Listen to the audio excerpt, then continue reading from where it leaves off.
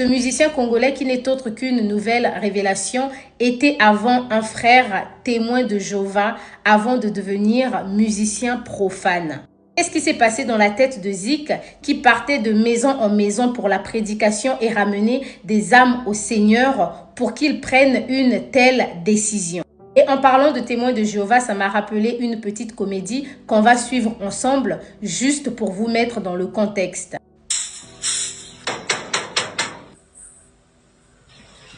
C'est qui? C'est nous, les témoins de Jéhovah. Vous voulez quoi? On va vous parler de la parole de Dieu. Non, c'est pas préféré. Ça ne dérange pas, madame. Récemment, une photo de Zik a fuité sur les réseaux sociaux, confirmant la rumeur selon laquelle c'était un frère en Christ. Et en confirmation, dans l'une des vidéos de Zik, il y a un monsieur qui a commenté en disant « Frère Oyo Anyokolanga Namateya ».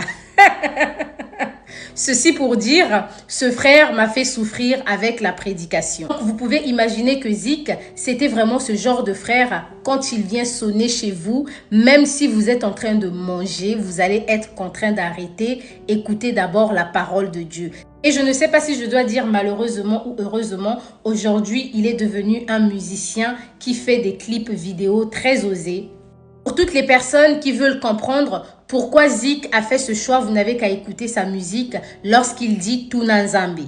Comme une façon de dire que si vous voulez avoir des réponses concernant sa carrière musicale, vous n'avez qu'à demander à Dieu. Est-ce que Zik Sen, c'est le genre de frère en Christ révolté, déçu par l'Église? Tout en sachant que l'Église est gérée par des êtres humains comme nous, il peut avoir des comportements qui peuvent décevoir. Est-ce qu'il a eu un gourmand gospel où il s'est rendu compte que servir le Seigneur ne lui avait rien apporté? Telles sont les questions que plusieurs personnes se posent et j'attends vos avis en commentaire.